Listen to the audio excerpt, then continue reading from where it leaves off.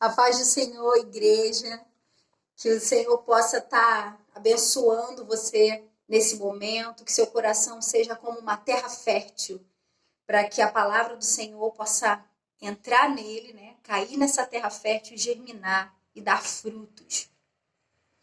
Bem, eu me chamo Gisele, sou esposa do pastor Leandro, da Academia da Fé de Maricá, e fui convidada pelo pastor Rodrigo e pela Djanira para estar vindo aqui trazer uma palavra para vocês que são mulheres dirigidas pelo Espírito Santo. Bem, queria tratar de alguns assuntos sobre o nosso cotidiano, nossa vida cotidiana, né? Uma dessas questões é para que a gente não carregue fardos que não são nossos. A palavra do Senhor em Mateus 11, 28 diz assim: Vinde a mim os cansados e sobrecarregados, e eu darei descanso. Tomem meu jugo sobre vocês e aprendam de mim, que sou manso de coração. Encontrarão descanso para suas almas. E aí eu acrescento, né, que a nossa alma é o nosso pensamento. Eu acrescento também as nossas preocupações, nossas frustrações, nossas tristezas. Ele diz para que ele vai trazer o descanso, né, para nossa alma, para os nossos pensamentos. Nós devemos lançar sobre o Senhor aquilo que nos causa tristeza, frustração, preocupação. Até porque a preocupação, ela só nos ocupa, mas não nos tira do lugar, né? Se a gente não tomar uma iniciativa, uma atitude, né, que requer nossas ações, seja orando, ou seja resolvendo essa questão, a preocupação ela só vai nos ocupar, né? O pastor Rafael bem disse isso num culto e marcou a questão da cadeira de balanço, né? Que ela nos ocupa, né? Que a função dela é nos balançar, né? Então, se a gente não fizer esse movimento, né, para balançar ela vai ficar sempre parada. Mas a gente não sai do lugar com todo esse esforço. E eu ainda uso algo que aqui tem na minha casa, que é uma rede. Eu tenho uma rede no meu quarto que eu amo, mas ela nunca me tira do lugar. Ela sempre me ocupa, porque eu preciso estar balançando ela, e ela não me tira do lugar. E assim a nossa preocupação. Não estou falando mal de rede não, porque eu gosto, hein? Mas é a questão do não nos tirar do lugar. Nós devemos colocar as nossas preocupações e ansiedades para o Senhor, sabe? E viver nesse descanso. Não é um descanso de não fazer nada, mas num descanso de saber que é o Senhor que luta as nossas lutas, sabe? Aqui em Mateus 6, no capítulo 6, diz assim: Não se preocupem com o que é a vez de vestir, de beber, de comer. O Pai Celestial sabe do que você precisa. Não se preocupem com o amanhã, pois o amanhã terá suas próprias preocupações. Basta seu dia, seu próprio mal. Às vezes nós como mães, né, como chefes no nosso trabalho, como líderes dentro de de um ciclo, né, de uma comunidade, ou na nossa igreja, ou dentro da nossa família, nós ficamos preocupadas no amanhã. E quando nós temos Cristo, nós queremos sempre que o outro conheça Cristo e se renda a Cristo e viva por Ele, né? Mas não cabe a nós carregarmos essas preocupações, sabe? Até porque quem convence é o Espírito Santo. Que isso é uma segunda questão também que eu quero tratar com vocês. Sua responsabilidade, a nossa responsabilidade, até porque quando eu falo para vocês, eu também estou falando para mim, né? A nossa responsabilidade não é convencer ninguém. A nossa responsabilidade é ensinar, falar, né, daquilo que a gente sabe da verdade, sempre baseada na palavra. Isso é importante, porque não é de nós mesmos, é o que vem de Deus. Até porque aí a responsabilidade fica sobre ele, sabe? Então, voltando a falar, né? A nossa responsabilidade não é convencer. Nossa responsabilidade é ensinar e ser exemplo. Quando, em João 16, 8, o Senhor Jesus diz assim: Quando eu for, o conselheiro virá. Quando ele vier, que é o Espírito Santo, né? Convencerá o mundo do pecado, do juízo e da justiça. Então, quem convence do pecado, do juízo e da justiça não somos nós. Então, às vezes, a gente está num momento familiar e a gente está pressionando as pessoas para que vivam por Cristo. Não é isso. Nós vamos pregar a verdade. Olha, a palavra diz isso. Jesus viveu e mostrou dessa forma. Eu vivo dessa forma e as coisas andam dessa forma para mim. Por isso a questão do viver. Porque quando você fala de algo que você vive, né? Quando nós falamos de algo que vivemos, é algo que vem de dentro. Senão parece que a gente enche a boca de água e cospe, né? É até esquisito esse exemplo. Mas quando é de dentro, não é uma água que está só na boca. É algo que faz parte da sua vida. Assim como a palavra de Deus, né? Ela precisa ser vivida por nós. Até porque quando a gente passa ela, a gente passa com autoridade. Não é verdade? Em Provérbios 22:17, fala um outro versículo que é: instrua a criança no caminho que deve andar. Quando ela crescer, não se desviará do ensino. Então, a nossa responsabilidade, mais uma vez, falando que precisamos fazer, instruir a criança.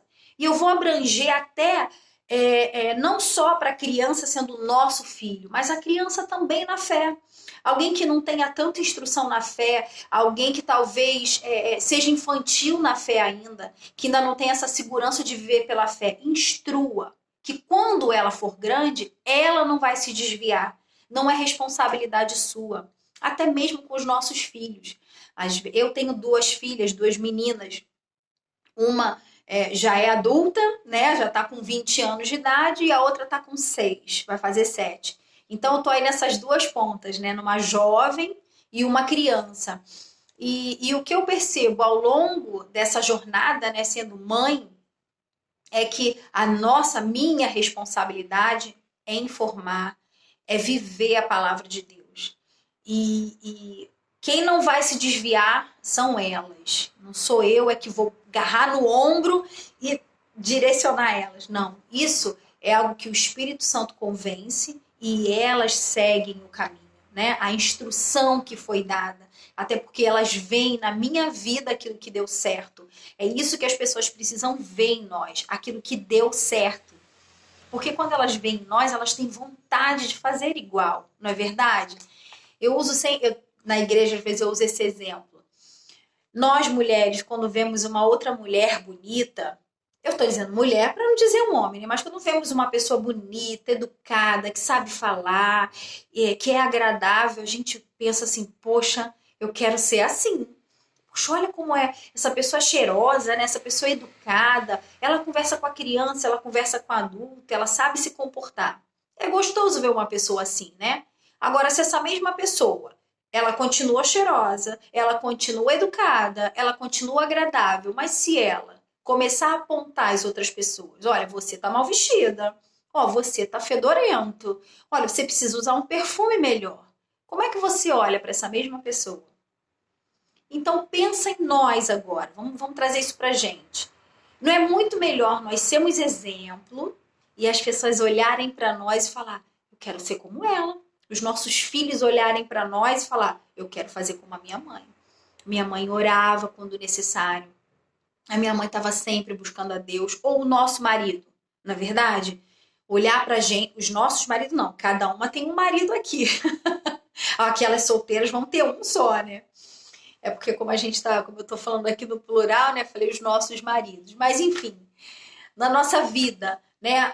Aquelas pessoas que do nosso convívio, seja marido, seja mãe, seja pai, seja filho, enfim, né? No nosso trabalho, o ideal é que eles olhem pra gente e por conta da nossa conduta, essas pessoas conheçam a Cristo, sabe? Instruir a criança no caminho que deve andar, instruir as pessoas no caminho, para que elas observem em nós e o Espírito Santo, que é o Consolador, ele é que convence, né?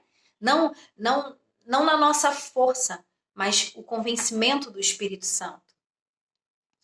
E eu tenho em Provérbios 14, um versículo que a gente fala muito nas igrejas, né?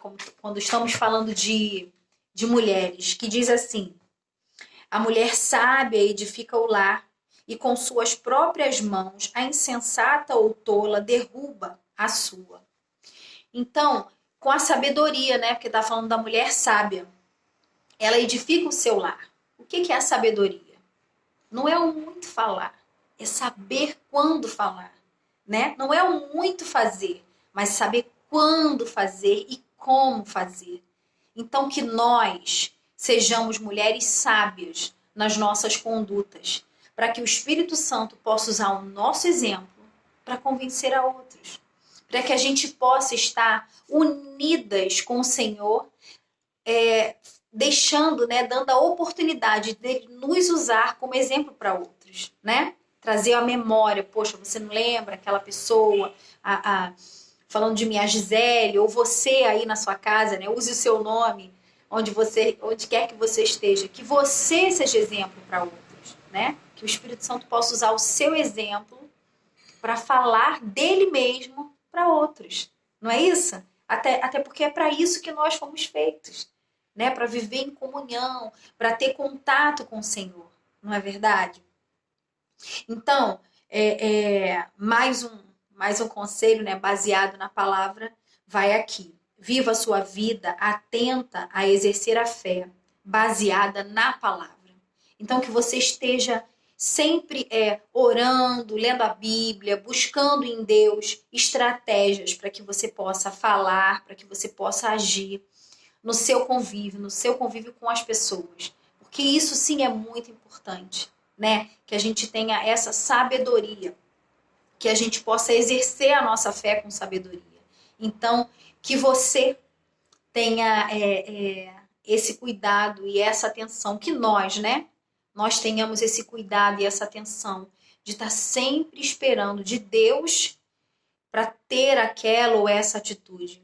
Sempre atenta, não na hora do sufoco, mas em todo momento estar pensando em Deus, pensando nas coisas de Deus, em como Deus faria, para que naquele momento, né, no dia mal, vamos tratar assim, no dia da dificuldade, da adversidade, você esteja pronto para corresponder baseada na palavra de Deus.